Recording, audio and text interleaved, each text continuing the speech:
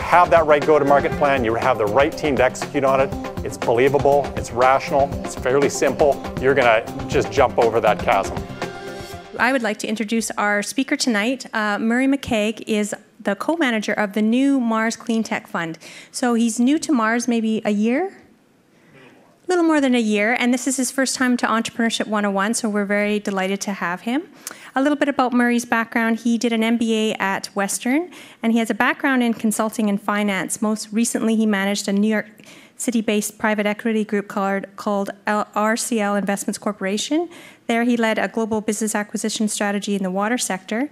He is an experienced founder and CEO of 2 startups. In fact, he raised $25 million for his 2 startups. The first one was Spotnik Mobile, which was an in-building wireless provider that was sold to TELUS Communications.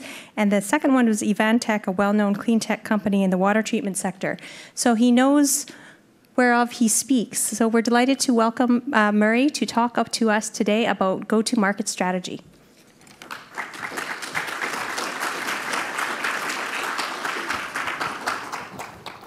Thanks, Carrie. So today we're going to talk about go-to-market strategy, and it's a pretty broad topic that encompasses a lot of different things, and everybody seems to kind of define it in different ways. For myself, I'm a pretty big fan of getting a go-to-market strategy right. I guess following my MBA, I went to work down in Silicon Valley for a group called the McKenna Group. It's a boutique consulting firm. And really their specialty was developing go-to-market strategies that were helping startups and big tech companies take innovations, good ideas, and figure out how to get them to market fast and start generating some cash flow. So that was really my first experience with developing strong go-to-market strategies. The first startup I did was a company in the telecom space, Spotnik. And I remember when I was first pitching this, I was out talking to lots of people. One of the groups I pitched was TELUS. At the time, it was run by George Cope, who now runs Bell. And he wanted to see kind of our detailed plan, effectively business plan, which encompasses, a lot of that is encompassing the go-to-market plan. And we had spent a ton of time on this, and he actually took it away to the cottage one weekend in the summer and spent a ton of time going through it. And on Monday, he called us up and he agreed to put $6.1 million into the company. So I kind of credit a lot of that with having a very strong go-to-market plan. I've used that same strategy when I did my second startup, a company called EnviroTower or Evantech, and was able to raise a little over $20 million in venture capital. And again, it was having that great go-to-market strategy, part of the larger business plan, and being able to really articulate and convince the venture investors that not only was it a good plan, we could actually make that plan happen. Now I'm a venture capitalist kind of on the other side of the table. I've set up a new fund with one other individual. It's a $30 million fund. We're just investing in clean technology companies. So if there's anyone out there with a good clean tech idea, please come see us. And I'm absolutely shocked, though, at how weak the go-to-market plans are for almost all the companies we see. Even some of those we've invested in have no go-to-market strategy, but we've helped them kind of think about how to go to market. But I think if you can really come to the table with a very detailed, believable plan, you're a huge step in front of many other companies that are out there seeking funding. So there's many different ways to look at go-to-market. The way I like to do it is first think about what you're selling, who you're selling that to, how you're going to reach that target market, what channels are you going to use to get there, and then where are you going to promote that product. All of these 4 things, it's not a process where you do one first and then the other 3. It's really an iterative process where you're starting to think about, okay, what's that product going to be? If it's a product that doesn't have, or if it's something like maybe a low-cost airline, then clearly you're not going to be targeting a high-end customer market, so that's going to impact the who. Once you go out and start talking to your customers, you may realize that a lot of the what that you're trying to sell really isn't valued, so you're going to need to change the what. And I think one thing I I always see is that not enough companies are actually out there talking to customers. I mean, pick up the phone, go out there and start talking to customers, do the surveying, do the work. And then the how, sometimes there's really channels are limited, or the way you can actually get out and sell this product is limited. So that might change who you're able to go after, what that product looks like. So what I'm really trying to say is, it's an iterative process. You're thinking about, what it might be, who you might sell it to, and if that's not working, you're going back and tweaking everything again. So as Carrie said, I'm actually going to use a couple real examples, because I always like when people are talking about real things. These are two companies from the upstart competition. One is a company called Circuit Meter, and it's a company actually we recently invested in. So we clearly like what they're doing. We like the technology. We think the go-to-market plan needs some work, perhaps, but they're certainly getting their really smart team. So this is a company that has a product that measures energy usage at the circuit level in a building like this. Today, you might be able to install what's called a revenue grade energy meter. These are very expensive. They're typically only installed to monitor the real big energy hogs, typically your HVAC system, the big pumps in the building. But wouldn't it be nice if you could have full detailed visibility into all the energy usage in the building, if you could compare that with another building in your portfolio, if you could compare this specific pump to all the other similar pumps around the world in other buildings to see if it's operating efficiently. So pretty interesting technology. Again, this is sort of a B2B, a business-to-business play. The other company which won the upstart competition last year is a company called Lifebike. I think they have a really cool electric bike. They've got a few things they do different from a technology standpoint. If you look at their pedals there, you can actually put them in reverse so both pedals go down, and that becomes your footrest. And because of that, you have this really low riding position, which even people aren't very good at riding a bike can sit very comfortably. When you come to a stop, you can put your feet flat, and it looks pretty cool. So they're really just starting to build out these bikes and starting to sell them. So I'll refer to both of these companies today as we're going through this. So let's talk about the what you are selling. The first step here is really to think about what is that whole solution or whole product. Too often, I'll see a company which comes to the table and says, look, we've got a new solar panel. And they'll say, we're going to go out and sell this to residential customers because this is a much better, more efficient solar panel. Well, do you have the installation? Do you have the financing? Do you have the service and support network? All these different things become part of the whole solution, which the customer, and I mean not the early adopter, but the bulk of the market, that customer is going to require before they buy into the solution. And if you can't deliver the whole solution, you're going to need to start thinking about what are all the partners. So maybe you can only deliver, say, the first two, but there's lots of partners out there to deliver the other components of the whole solution. So before you get out there and start marketing, you need to start lining up those partnerships and kind of building your team to go out and deliver the product. And that's probably going to affect the channels that you use to go to market. So we'll see how that comes back and impacts channels when we get to that. If we look at Circuit Meter as an example, they started out really focused again on the technology. They developed some amazing hardware, kind of a software-based meter instead of a hardware-based meter. So there's some really interesting technology there. They've started to build out very sophisticated data analytics, which they can use, to analyze data across all these different buildings and customer sets. They don't really have a good idea of how they're going to do installation for the broader market. They certainly don't have service and support networks set up on a broad geographic area. I mean, it's easy to do in your hometown here. And they don't have something that would be required if you wanted to enable companies to bill their customers. So if you look at, say, an apartment building today, if probably many of you are in apartments and you just get a net bill or a gross bill which doesn't break out your energy costs, well, wouldn't it be nice if you could bill them a flat rate for the apartment and then your energy use on top of that and really encourage people to conserve energy? Well, that requires a complete billing system that's going to support that. And then other value-added services on top of that. These are energy consulting services and such. So what they need to do is start thinking about how they're going to build that whole product. They might be able to get away with kind of a partial product, with some early adopters. But if you're really going to expand this into the larger market, you need to have the whole solution. Next is the value proposition. I know this has been covered off in one of the sessions, I believe, and I don't know to what level. So we'll keep it pretty brief. When I talk value proposition, I'm talking about the value proposition of the whole solution or partial solution that you're bringing to market. So if you don't have the whole solution, you're really talking about that component which you're going to be selling to some partner in the network. I see value as being the benefits minus the costs. And I think you need to spend a lot of time thinking about your benefits and how they differ from competitors out there. Otherwise, they're just kind of generic, and you're probably not going to have an edge on your competition.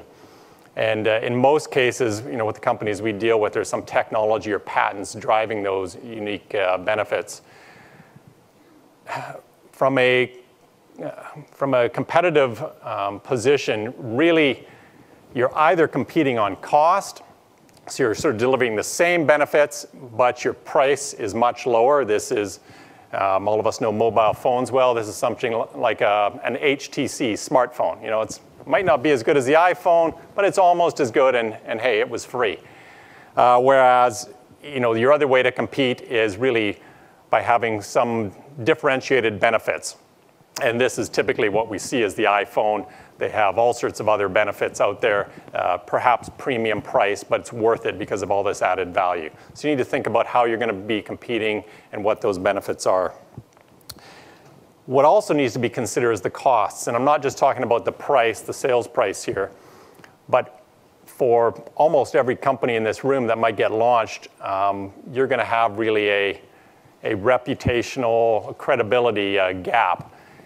And I know, particularly in the second company I ran, EnviroTower, we would go out and we would demonstrate to a customer how much money they could save, and then we'd try and kind of price the product according to how much money we were going to save them. But in reality, they were buying this product which hadn't really been proven to them sufficiently, from a startup that didn't have a big balance sheet and couldn't really live up to any warranty or guarantees that we might provide. So we had another big discount on top of that. We really are kind of credibility or risk discount. So factor that into your expected price in the marketplace. And then the other thing is switching barriers need to be considered. Switching barriers are things that we're all familiar with. Something like a BlackBerry phone would have a high switching barrier.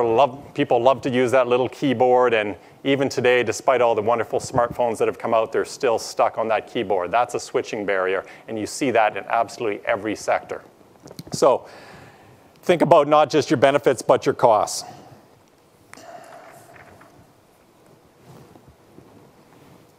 If we take an example here, what's really important is that I see frequently companies coming and talking about features, not benefits. Benefits is looking at things from a customer perspective. Features is looking at things from a technology perspective. You might get away with selling a product based on features to some really early adopters who like to, understand how many, such and such per second this thing can process, or that. I mean, hey, that's pretty neat for an early adopter. But if we take an example like LifeBike, it has this, what I think is pretty cool, this independent crank system. It has a very low ergonomic riding position. Well, how do we transfer that into a benefit? Well, we're looking at something which means something to people. It's not just technology. It's having a safe and comfortable riding position, and so on. Instead of talking about the weight of your bike, talk about how easily portable it is. Instead of talking about it being an electric vehicle, focus on some other benefit. You don't sweat on your way to work on a hot summer day. So we've talked a bit about what it is. Now let's talk about who we're going to sell this to. And I think this is probably one of the most important components of the go-to-market strategy. What I frequently see is this kind of slice of the pie diagram. People come in, oh, this is a $100 billion market, and if we can just get 1%, we'll be a $1 billion company. So you see, 1% so easy, so it's almost guaranteed we'll be $1 billion. Well, a market isn't a slice of pie. A market is all these little different segments. And what you really want to see is that someone's taken the time to properly segment the market. They've come out with a very focused niche, and they've given you a believable plan that they can actually go out and win that niche of the market. So if, again, we take Life Bike, we need to take some really easily identifiable criteria. Otherwise, this starts to become way too complex. So we just, and you're going to do this many times. This is kind of a first take I did on Sunday night, very late. So you might break it out by sex, male, female. Whether they're in the urban core, urban or suburban, it might be a criteria for selecting which bike they're going to purchase. Age demographic might come into that, and so on down the line. And we might try this every which way. How many ways can we cut up the market? And you're thinking about how those market segments might differ in their needs. And ultimately, we're going to come up with a bunch of different market segments, and each of them is going to have different needs, and they're going to be different sizes. So then what we'd say is, okay, we've got this square where we know we fit. We've got a product here, and in terms of benefits, we've got a product that's quite portable. It's easy to store. It's electric, so we're not going to sweat, and it's got a fairly comfortable riding position. So we're kind of up there in the top right corner. This is, again, a diagram I see quite frequently. And based on that, you're now going to look at those markets and try and determine, initially, hypothetically, how they would fit onto this chart. And you'll try and map them out. And you can do this without doing any research, but ultimately you're going to have to start picking up the phone and making some phone calls. So, for certain companies, this is quite an easy thing to do. For other companies where your research might involve calling the CEO of large multinationals, not such an easy thing to do. So you might need to find some proxies for getting there. But ultimately, what you're trying to do is determine, here's our product. It has certain unique benefits. Here's the market, all these different segments. Where is the best fit between the market and our product? You might even find that that red circle in the case of Life Bike, that might be a really attractive segment, but it might be females currently attending university. Whereas the orange circle might be females currently working on Bay Street. So you might say, well, we haven't really factored in the propensity to spend here yet. So probably we're going to want to go after those customers that have very thick pocketbooks before we go back and target the segment that is a better fit but doesn't have deep pockets.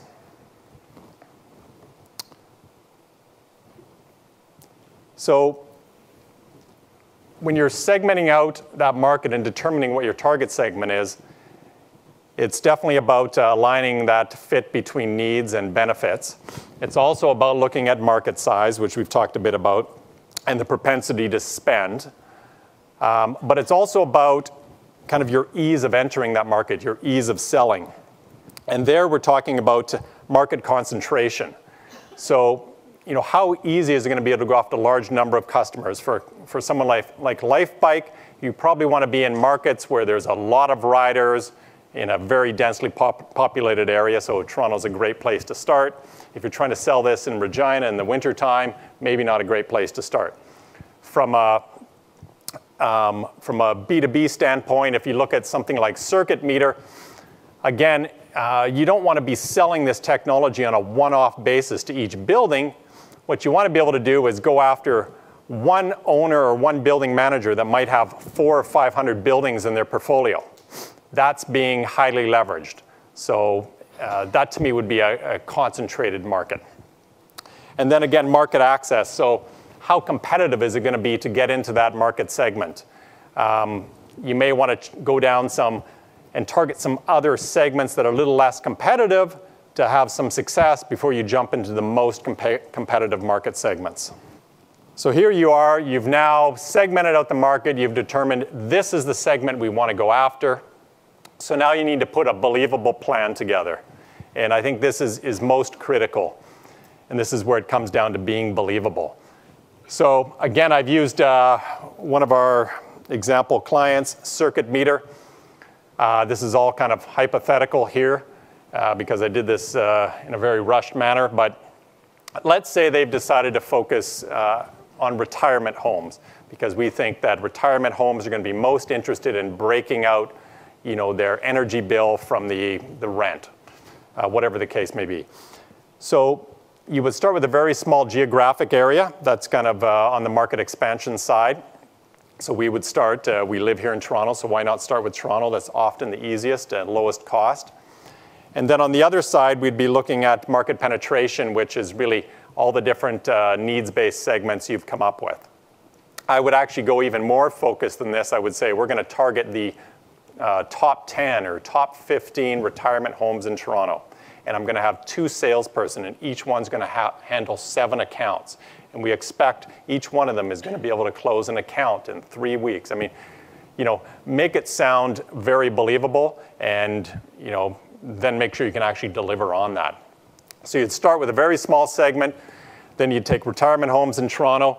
Once you feel you've had some good penetration there, you would make that decision, do I either now expand within Toronto to a different segment, maybe apartment buildings, or do I go after retirement homes in other markets, maybe the other top 10 cities in Canada?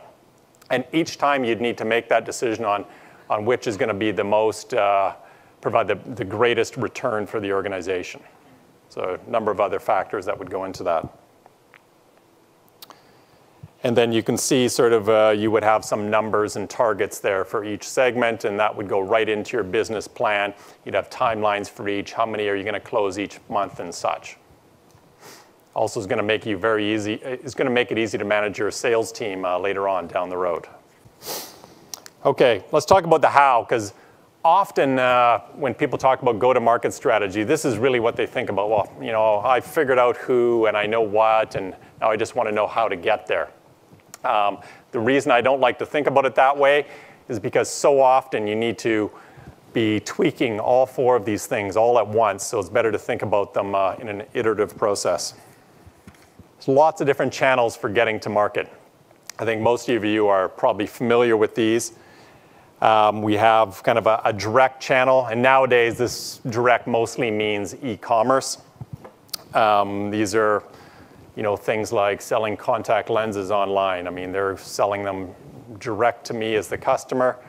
No middleman, no one in between. This might be hosting services in a B2B framework.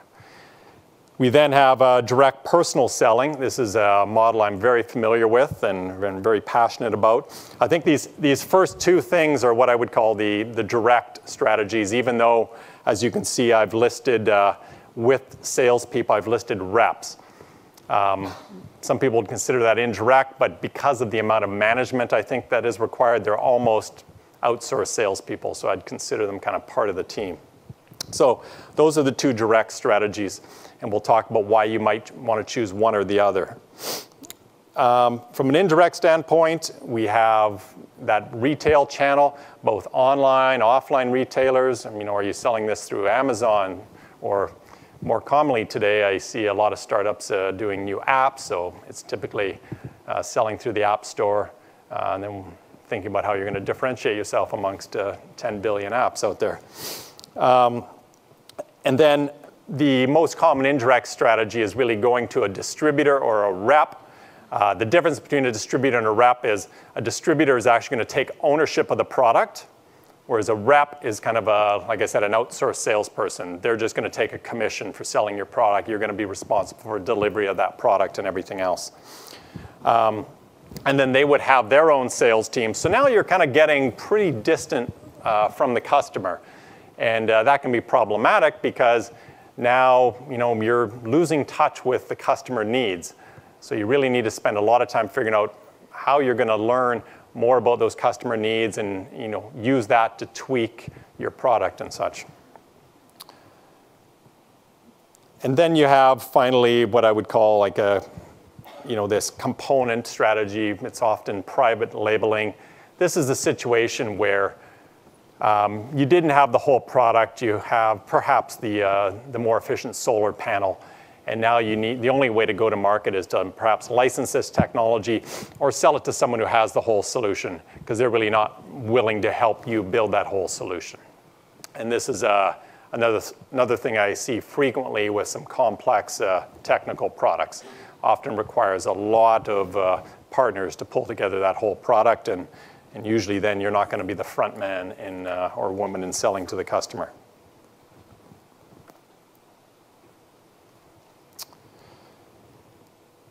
So factors to consider in the channel selection. First off, the deal size or product margin. If you're selling a product worth $100, you're probably not going to be able to take advantage of personal selling. Even products that are higher value, unless they have a significant margin, which is enough to support a really highly qualified salesperson, you're not going to be able to engage in personal selling. In fact, if there's not enough margin, well, probably you need to have a direct strategy. There won't be the option to use any indirect strategy because there won't be enough money in the pot to go around and feed all the hands at the table. Percentage of the whole product, we just touched on that. If you're such a small percent of that whole product, you're going to be using an indirect strategy, and you might not be ultimately controlling that path to market. So your customer is not the end customer. Your customer is the business group you're dealing with who is going to be putting this whole package together.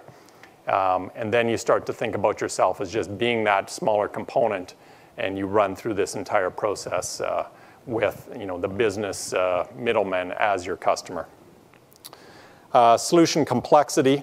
Highly complex solutions typically will require personal selling. I'm generalizing a bit here, but we see a lot of business solutions or even things like insurance on a business-to-consumer basis, which are quite complex, and they require personal selling. Your credibility or your brand. If you're selling to a customer that feels they need to be purchasing from a credible source, a big Fortune 100 company, they want to buy from IBM. They don't want to buy from you, Mr. Startup. So that's going to limit the channels available to you. The importance of local knowledge. One of the companies I worked with, a company called Upstream, which was a telecom company based out of Europe. I built their whole global sales team, and we were selling to tier 1 telecom operators around the world, mostly in developing countries.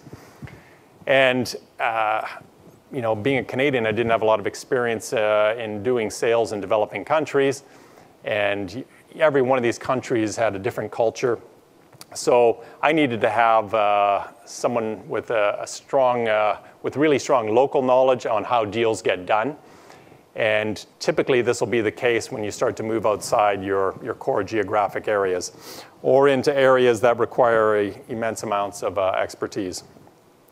Time to market. If you've got to get this product to market really fast, probably the person selling it needs to have a relationship with that customer already. So you're going to need to use an indirect strategy or go hire some superstar salespeople who know that customer, are respected by that customer. And finally, the number of target customers. The more fragmented the market becomes, the more you need to use an indirect strategy that's going to aggregate the market at various points in the value chain. If we look at, let's take our two examples here. Let's take circuit meter. In the case of circuit meter, it's actually they're competing on cost, so it's a very low-cost product, yet they're selling it to a pretty sophisticated customer, a building owner. So they really, it's a tricky thing to think about. They can put together a direct sales team, but if they're going out and selling a product worth $1,000 and it's going to take a couple months to sell it, that might not work. However, if they can go out and sell it to a customer that not just owns one building, but owns maybe 400 buildings, okay, then personal selling starts to make sense. So what you'll see very frequently is most products need a multi-channel approach. So in the case of circuit meter, you might decide to say, well, let's look at the top 20, 30, 50 customers in North America who own the largest number of buildings or have the most square footage of building space. Those are our customers, so no one else can touch them. We're now going to go look at the reps because often distributors won't pick up a new product. So we're going to look at the independent reps. And we're going to find reps that can cover other certain markets and look after smaller buildings that are a little more fragmented. So you might start with building a direct sales team and then afterwards start to add on reps who can build out your independent strategies so you get broader market coverage. If we look at Life Bike, I mean, this would be an interesting product to try and sell directly online. However, it's a new product. And I think most importantly, if this thing doesn't work, people like to be able to go complain and they like to be able to go get it serviced. So generally, I'd prefer, I know myself, to buy this at a bike shop, a specialty bike shop perhaps, or maybe a mountain equipment co-op or something. So I can go down there, I can try it out, I can sit on it, see how it feels before I make the purchase. And if I have any trouble, I can go back. So you might say, though, that, well, that specialty bike market is tough channel to build out.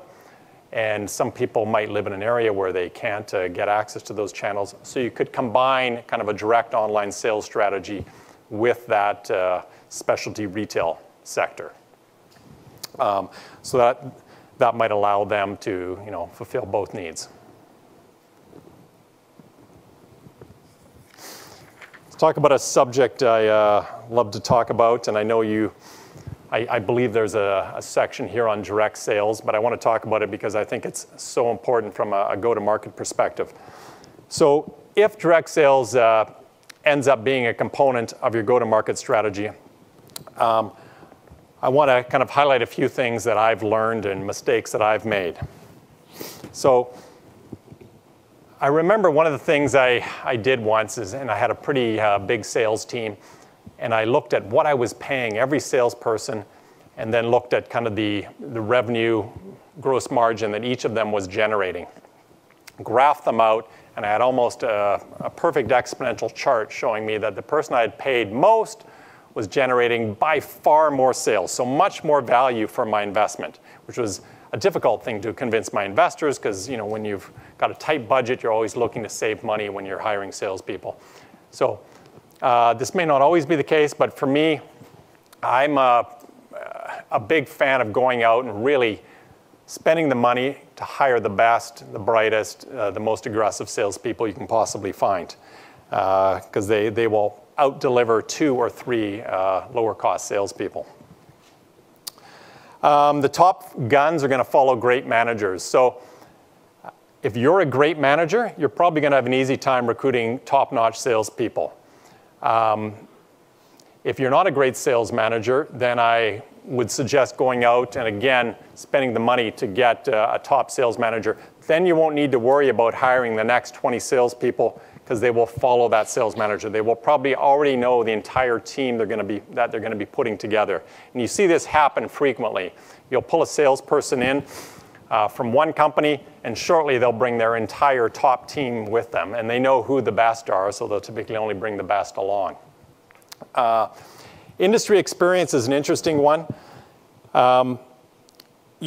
Generally, I think if you want to get deals done quickly, you need people with industry experience, and it's not so much the experience, it's the connections, because relationships are so important to the sales process from a personal selling standpoint. So most often, I've tried to hire people with lots of industry experience and connections. Typically, you would ask them about their connections, and they'd say, oh, yeah, I'm so connected, I can get this deal, that deal done. And you'd generally hold them to it, and you'd say, okay, great. Well, we'll expect those 4 deals to be done in the next 3 months. Otherwise, we'll bring this to an end. And you have to do that because you don't have a lot of time as a startup typically. And you need someone who really feels the urgency that you often feel. You got to be a leader. You got to get involved in the sales process. I see some CEOs that they're not naturally inclined to get involved with sales. But this is the most important thing, number one, to have a good idea of what your sales team is doing and to learn what those customer needs are. I recommend going on as many sales calls as you can possibly go on, especially all the new ones with new customer segments, because the amount of learning you're going to get out of that is critical to your business. Align with business targets, and I'll cover off the next point around this activity. Again, if you've got a specific set of targets, you need to break that down looking at how many salespeople you're going to need to reach that target. So if you're trying to do 100,000 in sales, well, how many accounts is that? What's the value per account? How many salespeople are you going to need? How many accounts can a salesperson go see in an average day and an average week? You need to really think in detail about the numbers from kind of the bottom up to determine whether what you're talking about can be accomplished, from a direct sales standpoint. And again, we're just talking about direct sales here. And then you need to track it very closely. I know myself, regardless how big the sales team got, I would phone every single person on the sales team every day, because you need to track this stuff very closely. And some people might say that's micromanagement, but when you're working, under a sense of urgency, I think it's critical. And if your salespeople can't live with that, they might not be the right fit for the team. And one of the things that you see frequently is that, it's very difficult to manage sales teams because they're good at selling you on how well they're doing it also. And this even goes to recruiting. It's a very difficult thing to determine if they're the right person. So you got to stick to the facts. But often, if you're a company where each sale is a really big deal and it might occur over a period of a year, the salesperson will always be saying, well, I'm going to close IBM. It's a $3 million deal. It's coming.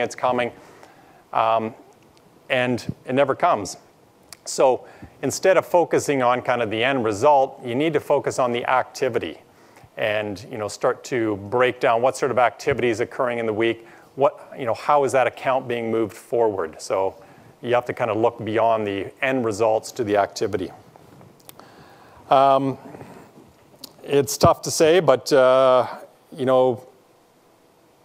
with salespeople, it's so easy to see the results. You need to kind of get rid of your worst performers and focus on your top performers.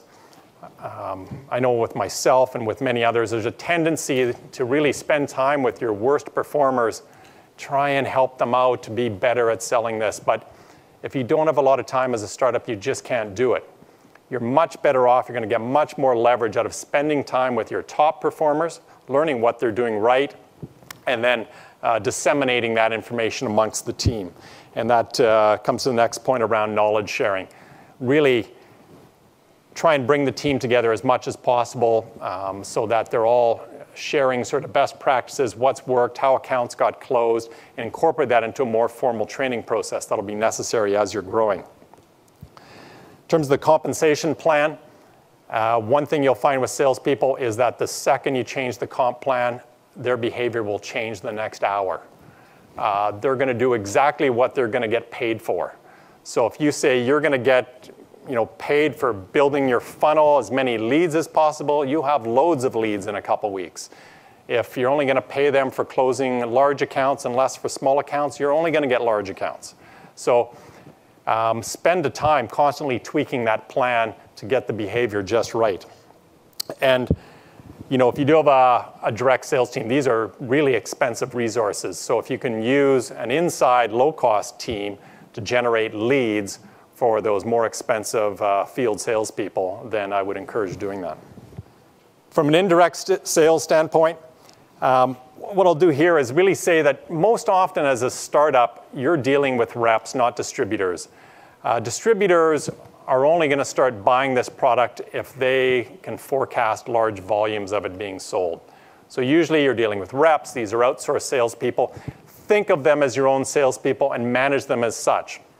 Spend a lot of time getting their agreements correct, their targets correct, and go out and constantly spend time with them, do what I call drive-arounds, get in the car, go to all the customers with those reps. The other challenge being, if that rep leaves, you've lost your customer. So you want to spend as much time with them as possible and doing training with them. And often you have a blend of reps and direct salespeople, so try and pull them into the whole process for managing your direct salespeople as much as possible.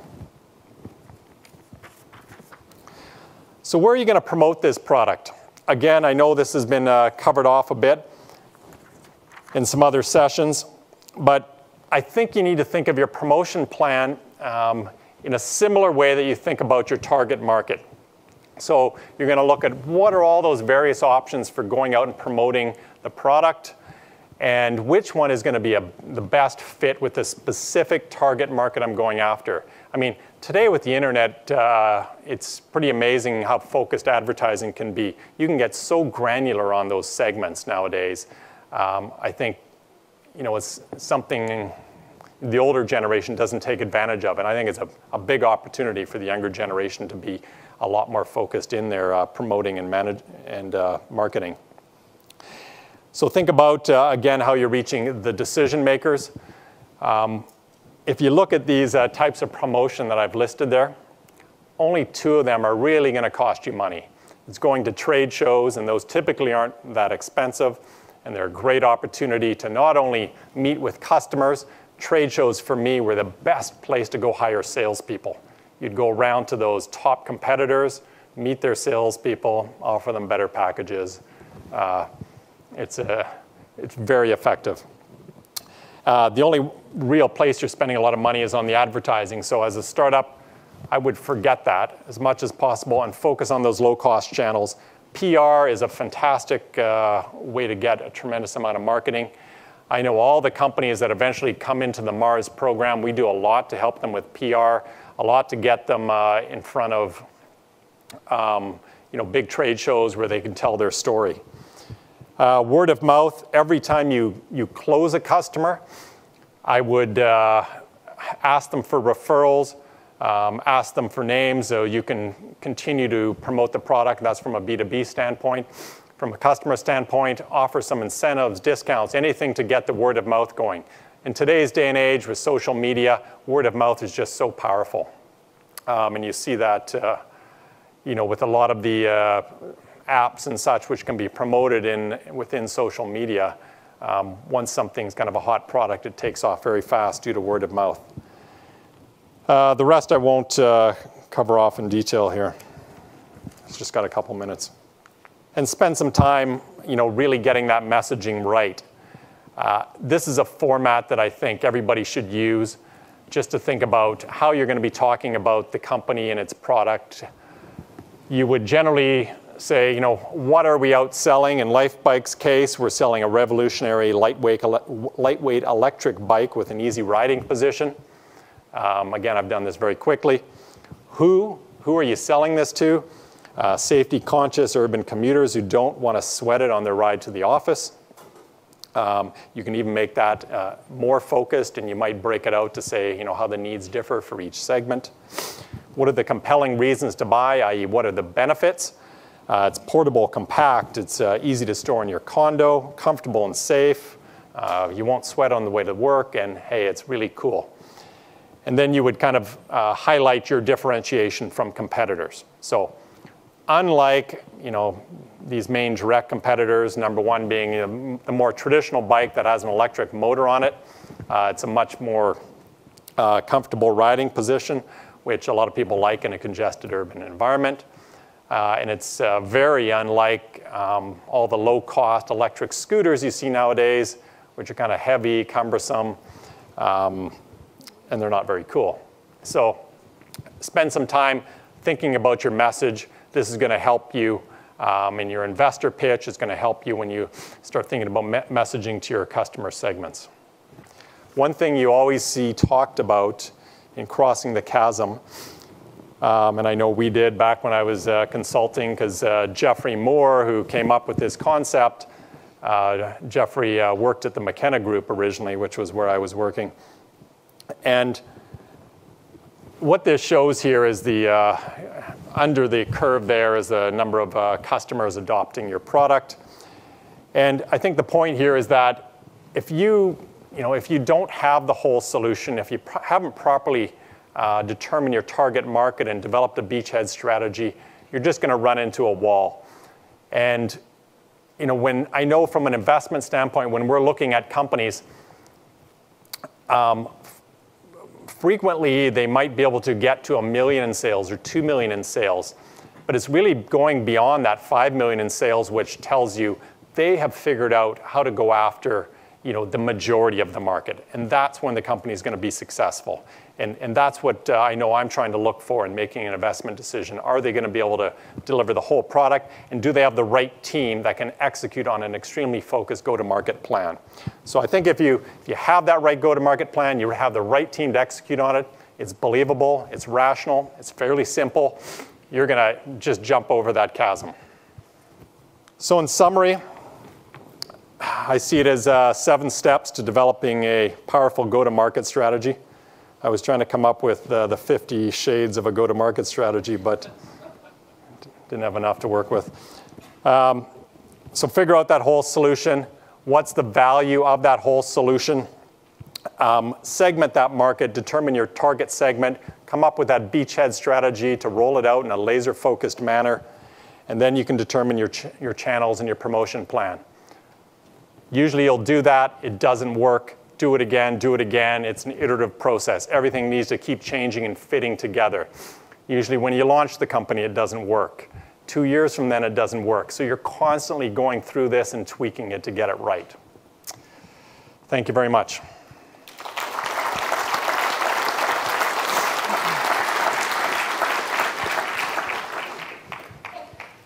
Thank you, Murray.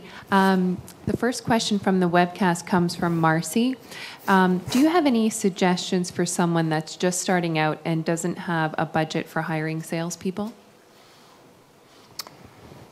Yeah, and this is for most people. Ideally, you need to do it yourself. The CEO needs to be a good salesperson because you're not just selling the product, you're selling the company to potential hires, you're selling the company to potential investors. And some people are more naturally going to be interested in doing sales. If you're not, force it to happen. You can do it for a period of time. What I also did, the last company I ran, we needed to build a big direct sales team. I went out and found what I thought was a superstar VP of sales. And generally someone who's been very successful as a salesperson has made a lot of money as well. And they might be a little bored with what they're doing too, hopefully. And I offered them a big chunk of the equity in the company. And they worked for free at first, and then for almost nothing after that. And they got paid unlimited upside on all the deals they did. So if they were going to take home $1 million in a year, I didn't care. I was happy. The company was making money. So I think if you've got the right product and you've convinced people there's a big demand out there, you'll be able to find good salespeople for nothing. We'll just take one more from the webcast before we open up to the floor. What are your thoughts on viral marketing as a go-to-market strategy? Is it something that's overhyped? No, it's not overhyped. When it works, it's unbelievable. And I've tried to use this in the telecom company, the European group we were running, but it's really difficult to do. So effective, if you can figure out how to make that viral marketing work, you've got a special skill, so do it. It's not, there's not a simple recipe to viral marketing. Hi, that was a great talk, very, very helpful, thank you. I think building on that last question, do you have any reflections or anecdotal experience with a channel whereby you're trying to, where you have a product that's quite novel and that people are likely to see the customers using? Do you have any experience with a channel that encourages customers to spread the gospel of your product by word of mouth, and maybe they get a small commission or something? I don't have that experience, but I've seen that frequently where, I don't know, I'm just thinking about something like a Dropbox. I don't know if anybody uses Dropbox. I'm a big fan, a big user. And if you refer a friend, you get a little extra storage. So you see that used very commonly. But if you're talking more about word of mouth, I mean, if the product works really well, people are going to start to talk about it. Just make it easy for people to do so.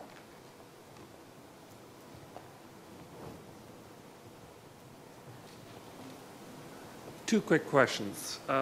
You said that how you reach your target market, too many entrepreneurs think that that is the go-to market strategy and nothing else really matters.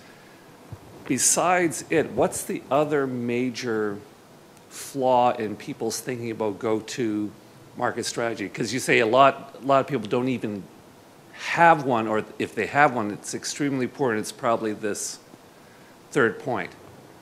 The thing I see most commonly is that people think what they've developed is so amazing that customers are just going to be knocking on the door for this product.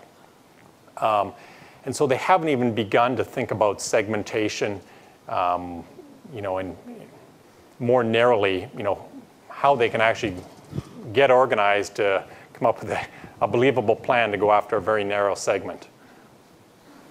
The other thing you mentioned about different ways to promote, what the heck is Gorilla and Shock? I have to find out. Well, you see this being used. People stage events, downtown Bay Street, out on university campuses, doing strange and crazy things just to promote a product. So again, that's a very cheap thing to do. I know companies here at Mars have used it. Often you've got your buddy in a gorilla suit or something down promoting the product. It's more than that, but can be very effective. If your target market is very small, if you had a product that needs to be sold to university students, then why not get really focused? Just be out there on the street in front of Ryerson University or whatever university might be. In a two-sided market, we have a two-sided market that there is the users and there are the businesses. And when we try to market and sell to each side, it's a different story. But the problem in the early stage, it becomes like a chicken and egg problem, where to get the businesses, you need the users. What are the best practices or probably tips that you have, especially if you're targeting people like semiconductor manufacturers or factories? So what kind of a product are you thinking here to provide more context? So you're saying, how do you've got a product that's perhaps targeted at some users within an organization, but you need to sell to the business that's going to offer it then to their users? I'm not sure I understand. So let's say we're providing data analytics to business analytics to a company. Yeah. And but in order to go to this analytics, you need a large number of users to collect those data. Early stage, you don't have those users, and hence you don't have the data, hence you can't get the customer. But how can you convince the users to give you the data that you need to sell to the big companies? Give it away. So that's a perfect case of you don't have the whole product. You don't have a solution until you have the data. Yes. So either you pay for that data, you give them something in exchange for that data, but I mean, you're offering kind of a hollow framework. Yes. There's no data there yet. So unless you can convince someone to give you that data, you don't have a product to even begin selling. Right. So rewards system and stuff like incentives to the actual Or users. you're going to need to spend the money to get it. Okay. I mean, that might be, look, give me all this data in exchange. I'll, give you that much more in return once this company takes off, a piece of the equity. It's hard for me to understand without more context, but yeah, you need that before you have anything to sell. Absolutely. Okay. Hi, great presentation. Just wondering, when you're starting your first two companies and you didn't have as much money and resources at the very beginnings of the stages, how did you sort of automate and streamline the sales practices so that you didn't have to manually do everything, especially with the direct sales? So how did you, and also like, how did you sort of take out some of the steps of the process, especially in the planning, so that you didn't have to put too much time into it and you could focus on other things? Give more context. I mean, like both companies, I started it from a PowerPoint presentation, and it was just me, and one of them I was packing boxes in a garage after I'd sold the first deal, and we had no processes. And I think you kind of, you go through all these stages as a startup where you begin to, build out your processes, and you need to be constantly spending money there and focusing, and eventually you go from, back of the envelope, here's our customer pipeline, to there's a, Salesforce, and it's linked into our entire proposal database system. And so it's going to take time before you can put those processes there. Is there something more specific you're talking about? I guess sort of as an add-on, like at the beginning stages when you're just starting to launch your minimum viable product, where you just want to get it to market as fast as possible, what should you take out of the process, of the sales process, in order to just get it to market as fast as possible? Price. Give it away. Yeah. I don't know. I mean, again, like you can use that same targeting approach to figure out there's certain segments that, that minimal viable product is the whole product for them. If I've got a electric bike and it's really just a blueprint on how to build it, there's some people who love that kit, and you give them a few pieces and, hey, that's what I wanted. That's not for me. And that's not going to be your mass market down the road, and that's not going to enable you to build a serious business. Okay, thank you so much. Thank you so much for presenting today. I hope we become Twitter friends in the future. I had a quick question about the Beachhead Strategy, where, like with my company, we feel that we have 4 different target markets that we could approach, but I guess you're saying that you want to pick one. What kind of advice do you usually give to a startup to say, okay, this is the one that you should be focusing on, and then worry about the other ones after? Pick one. I mean, this is very common. But actually, what's more common is that people get distracted and can't say no. They get a phone call from people kind of outside their focus area. Oh, we'll need to build and tweak this a little more, but look, they're willing to pay us $1 million for that, or $100,000, whatever the number is. And the next thing you know, you're just randomly taking any phone call, and you've spread yourself all over, and you've got no focus as an organization, and you hit that chasm and you die. Right. Very common. So I think it's better to choose one of those segments, even if it's not the best one, and be extremely focused in going after them. Because then you're going to dominate that segment, you're going to be able to show some success, whether to investors, to customers, and then you're going to be able to roll out to those other segments. Don't worry, there will be time. Okay. You can't do everything at once. You're just a tiny team. Right, and just one more question. You said PR is kind of something that we should focus on. You're saying it's inexpensive? Like, I guess, what kind of PR do you normally suggest?